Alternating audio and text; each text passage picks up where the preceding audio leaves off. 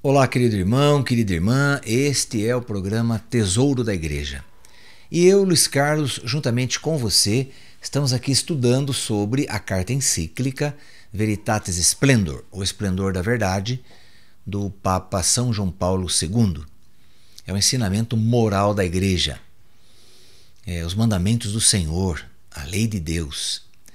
Bem, estamos no segundo capítulo, que tem como título Não vos conformeis com a mentalidade deste mundo, e estamos em um subtítulo que diz A liberdade e a lei. Bem, já fazem alguns programas que nós estamos estudando esse subtítulo, e hoje nós vamos entrar aí no parágrafo 45, que foi onde nós terminamos nosso último encontro falando um pouquinho sobre ele, sobre a revelação divina, sobre a interpretação. Nós vamos retomá-lo então. A Igreja acolhe com gratidão e guarda com amor todo o depósito da revelação, tratando-o com religioso respeito e cumprindo a sua missão de interpretar autenticamente a lei de Deus à luz do Evangelho. Então, no nosso último encontro, estávamos explicando, sobre o depositum fidei, o depósito da fé. Então, a Igreja ela tem um depósito da fé. O que é o depósito da fé? Tudo que foi ensinado por Jesus Cristo aos apóstolos, e os apóstolos escreveram e revelaram então para os seus discípulos, e assim foi passando de um para o outro, não é? Então, isso chama-se depósito da fé.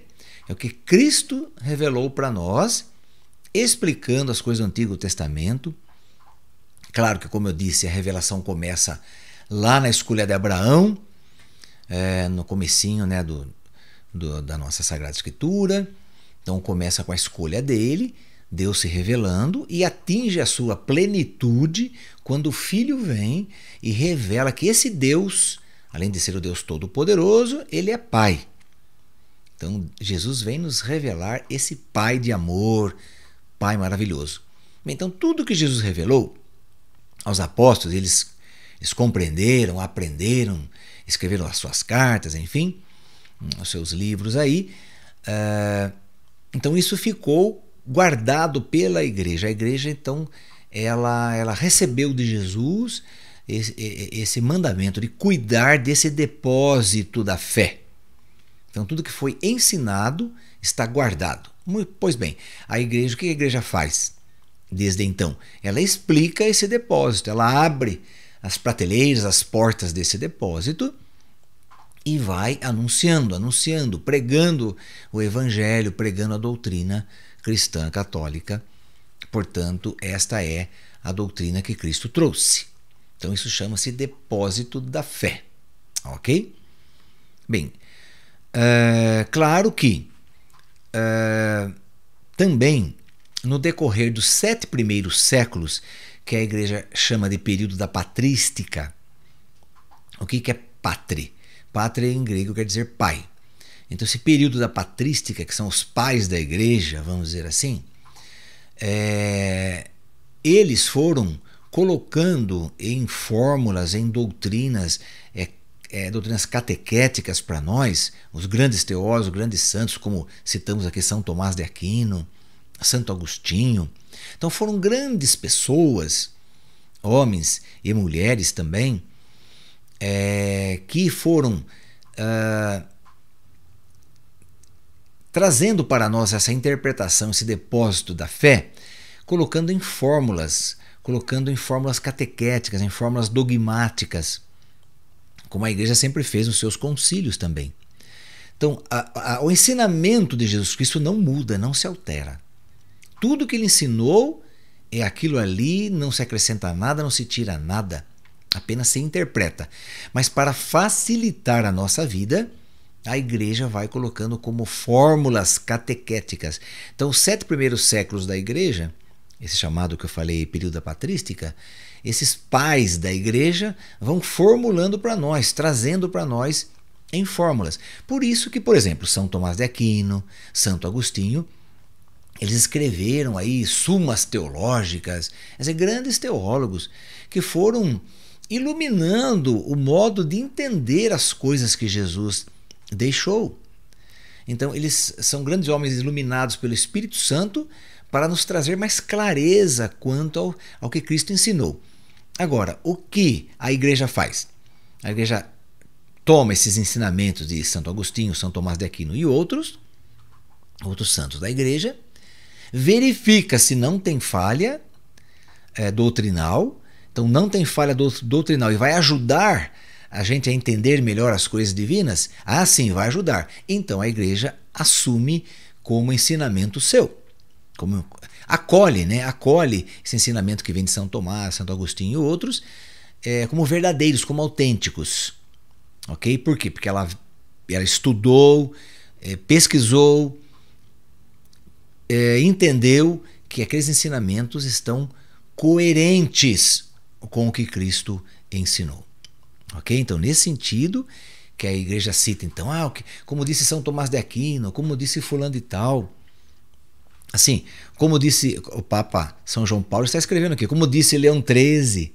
Não é porque Leão XIII foi um Papa também.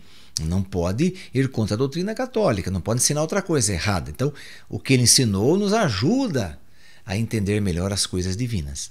Ok? Então é nesse sentido. Além disso, a igreja recebe como dom a nova lei, que é o cumprimento da lei de Deus em Jesus Cristo e no seu Espírito. Que nova lei é essa? A lei do Espírito. Que lei que é essa? É a lei interior. Escrita não com tinta, mas com o Espírito de Deus vivo, com o Espírito Santo. Não em tábuas de pedra, como foi feita com Moisés, mas agora em tábuas de carne, nos nossos corações. Uma lei de perfeição e de liberdade. É a lei do Espírito de vida em Cristo Jesus. Bem, como é que é essa lei aí? Nós não estamos falando da lei lá do Decálogo de Moisés? Sim, estamos falando, claro. Desde o começo aqui nós estamos falando do Decálogo, da lei que Moisés recebeu. Agora, e essa nova lei? Que nova lei é essa? Bem, vamos explicar assim. Desde que Deus começou a se revelar ao homem, etc., ele não poderia penetrar o homem com seu espírito. Não poderia. Por quê? Porque desde que Adão e Eva pecaram, o homem, todo ser humano, quando ele é gerado no ventre de sua mãe, na primeira célulazinha, ali ele já recebe, ou melhor, ele contrai, não recebe, ele contrai o pecado original. Então, o Espírito Santo não poderia entrar em coração pecador, como não entra até hoje.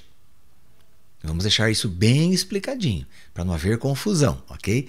Então, o Espírito de Deus não poderia penetrar as pessoas, porque ainda o Filho não tinha vindo, não tinha morrido na cruz, não tinha realizado, portanto, a redenção e a remissão dos pecados, ok? Principalmente do pecado original. Então, como Cristo não tinha vindo ainda, então toda a parte do Antigo Testamento que você conhece, aí desde Abraão até a vinda de Jesus, então o Espírito Santo não poderia penetrar as pessoas.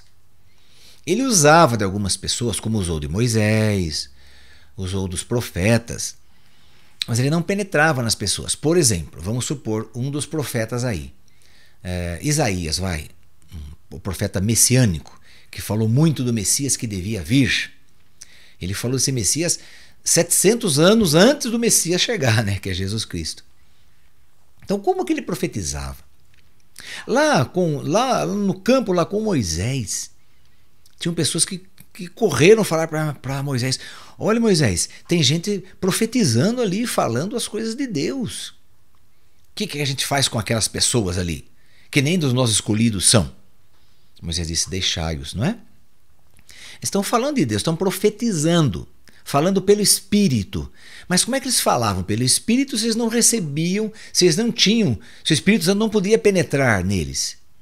Bem, então a explicação que nós temos, que a igreja nos dá essa explicação, é que o Espírito Santo escolhia algumas pessoas e iluminava aquelas pessoas com sua luz, iluminava a sua razão, sem penetrar nas pessoas, porque ele não poderia penetrar.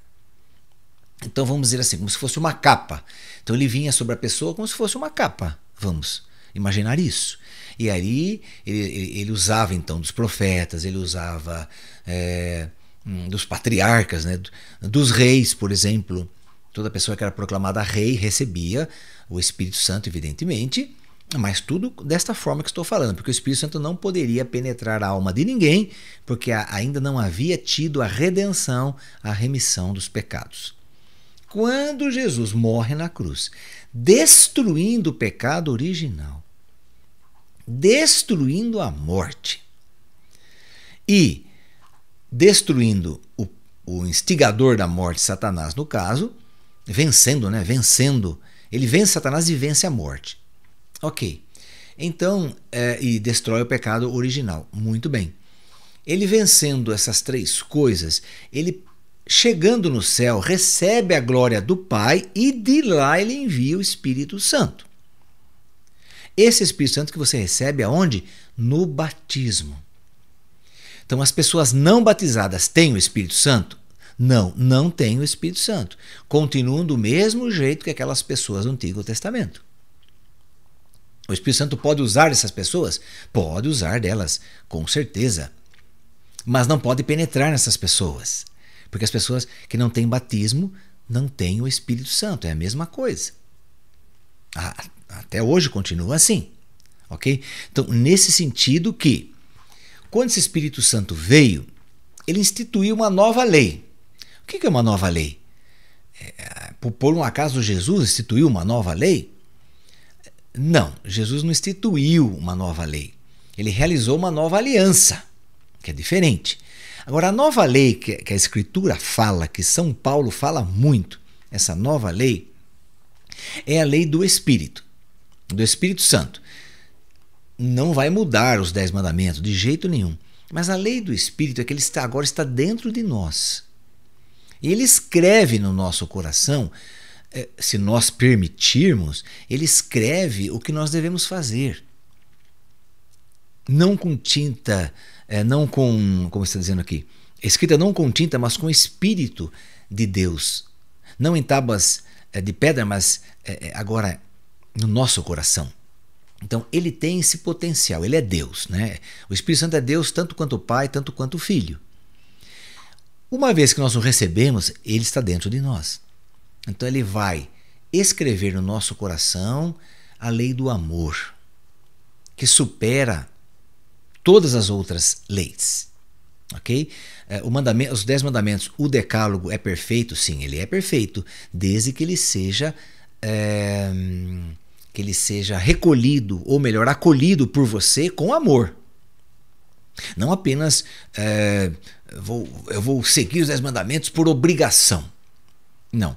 A lei nova, a lei do Espírito, nos faz seguir, entender, amar os 10 mandamentos como uma satisfação, como eu já disse aqui outro dia. Então, a lei do Espírito é esta nova lei que eu faço as coisas por amor. Eu quero seguir os mandamentos por amor. Quero seguir os ensinamentos de Jesus por amor. Não tenho outro motivo. Então, essa é a nova lei inscrita no nosso coração. Ok? Ficou bem explicado?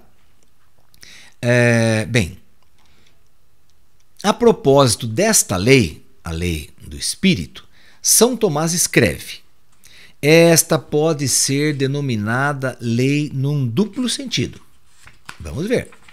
Em primeiro lugar, lei do Espírito é o Espírito Santo, que habitando na alma não só ensina o que é necessário realizar pela iluminação da inteligência sobre as coisas a serem cumpridas, mas inclina também a agir com retidão. Então, quer dizer, o Espírito Santo ele ilumina a nossa inteligência e nos faz agir com retidão. Quer dizer, se você ouvir o Espírito Santo que está em você, então você vai agir com retidão. Você não vai agir, os seus erros irão diminuir cada vez mais. O que é agir com retidão? Com reta intenção e com um comportamento digno.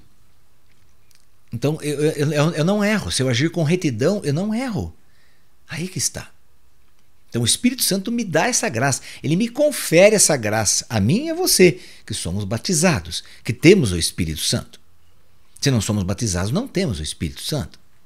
Então não temos essa retidão em nós também. Ok? Isso é garantia. É tudo que nós estamos falando aqui é garantia que Deus dá a você que é batizado. Ok? Num segundo sentido, lei do Espírito pode designar o efeito próprio do Espírito Santo, ou seja, a fé que atua pela caridade, a qual, portanto, ensina interiormente sobre as coisas que devem ser feitas e inclina o afeto a agir. Então, quer dizer, por exemplo, mesmo que você tenha o Espírito Santo, ou que eu tenha o Espírito Santo, se nós não nos abrirmos a ele, o que vai acontecer em nós? Vamos supor que eu não me abro ao Espírito Santo. E eu vejo você trabalhando na igreja, eu vejo você sendo catequista, sendo ministro da Eucaristia, fazendo aquilo por amor, não falta às santas missas, procura os sacramentos sempre. Então você procura ajudar as pessoas, procura trabalhar nas pastorais, nos movimentos. E eu não consigo fazer isso, porque eu não estou me abrindo a esse Espírito Santo. Então, veja, o mesmo Espírito está em você que está em mim, em você ele atua de uma forma diferente do que atua em mim. Por quê? Porque eu não me abri a esse Espírito Santo.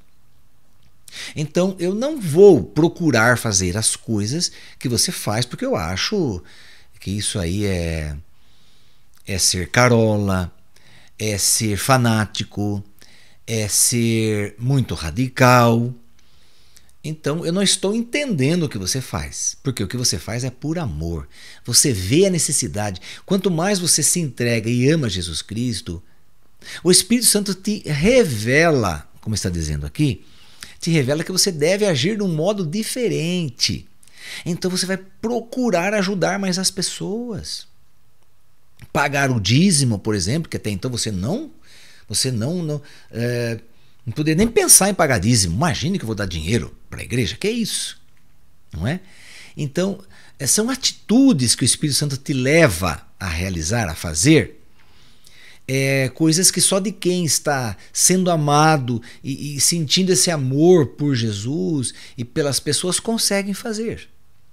Então esse é o segundo ponto que São Tomás de Aquino está falando aqui. Eu vou agir pelo amor, pela caridade, né, que é o amor. Apesar de, habitualmente, na reflexão teológico-moral, se distinguir a lei de Deus positiva ou revelada da lei natural e, na economia da salvação, a lei antiga da lei nova, não se pode esquecer que estas e outras distinções úteis referem-se sempre à lei, cujo autor é o mesmo e o único Deus e o destinatário é o homem. Quer dizer, mesmo habitualmente, né? Quer dizer, no nosso dia a dia, o que é uma coisa habitual? Que acontece no nosso dia a dia. Você entenda, né, sobre existe a lei antiga, mas existe a lei nova, mas eu devo cumprir qual lei, eu devo fazer o quê? Tudo isso você não tem que se preocupar. Por quê? Porque você amando a Jesus, amando a Deus, amando a igreja, amando ao próximo, tranquilamente a lei, o decálogo, que é a lei de Moisés, ou a lei nova, que é a lei do Espírito, é a mesma coisa para você, é a mesma coisa para mim. Não tenho divisões, não tenho colocar uma contra a outra, não tenho que opor, que contradizer essas leis. A lei do Espírito me faz cumprir a lei antiga, por exemplo, que é o decálogo, né, os 10 mandamentos. Tá? As diversas maneiras como, na história, Deus cuida do mundo e do homem, não só se excluem entre si, mas, pelo contrário, apoiam-se e compenetram-se mutuamente. Então, uma coisa não exclui a outra. Todas elas derivam e terminam no sábio e amoroso desígnio eterno com que Deus predestina os homens a serem conformes à imagem do seu Filho. Eu não vou contrapor as coisas, não vou contrapor o Antigo Testamento com o Novo, a lei antiga com a lei nova. Não vou contrapor. Apenas eu vou amar toda a Escritura, tudo que foi ensinado. E acima de tudo isso está o amor, a caridade, que supera todas as coisas. Então não vou jamais causar embaraços quanto a isso ou me opor quanto a isso, tá? Por quê? Porque estou sendo colocado, feito, né, um homem novo conforme a imagem de Cristo. Quer dizer, a minha imagem hoje tem que ser a imagem de Cristo.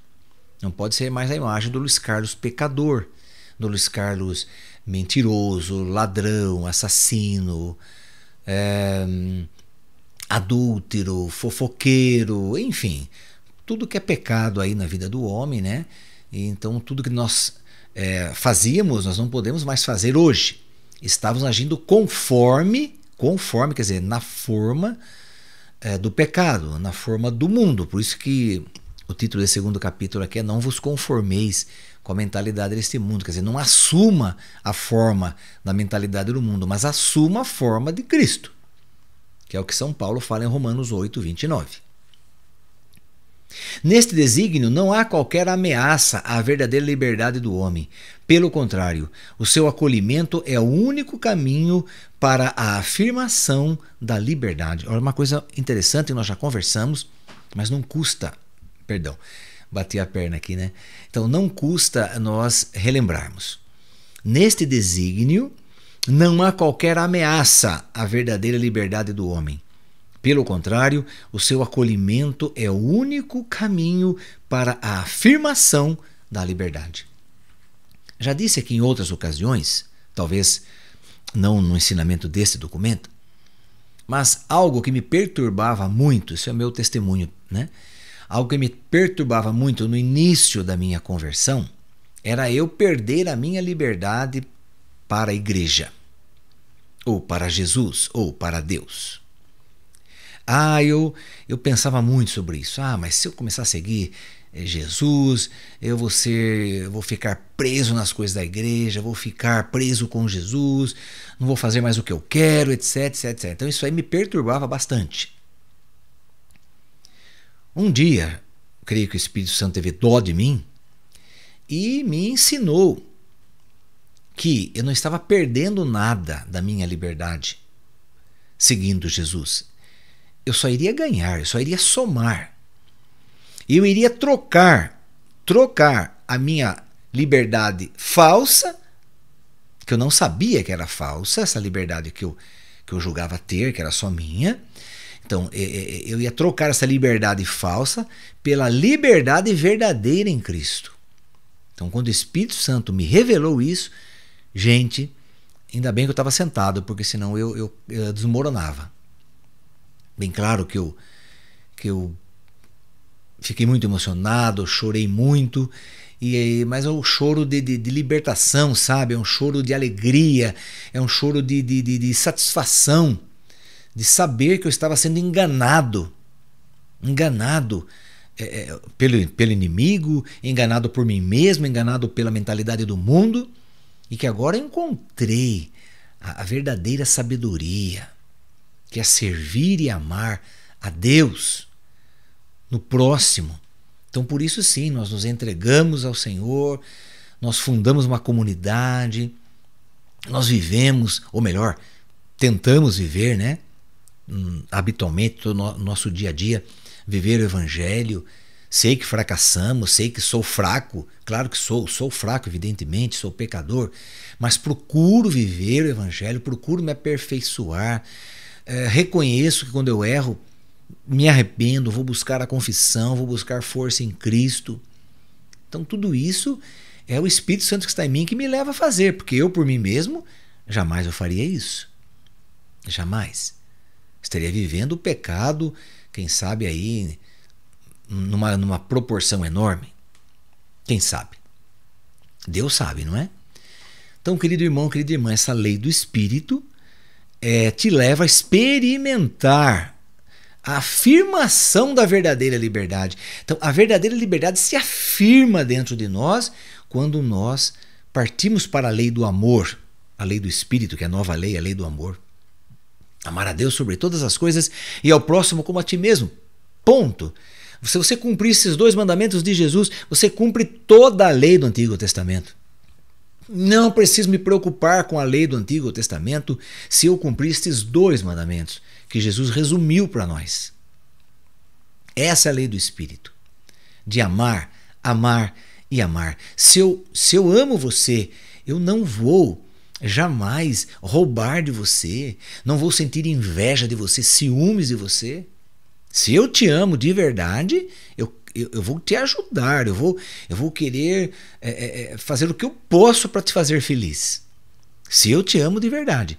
Agora, se o meu amor é interesseiro, é um amor falso, é um amor de conveniência, aí, meu irmão, minha irmã, daí eu não vou saber respeitar você, eu vou desrespeitar você. Essa é a grande verdade. Bem, querido irmão, querida irmã, vamos encerrando por hoje nossos estudos aqui sobre esse ensinamento do Papa São João Paulo II, com a oração que ele faz aqui no final do documento.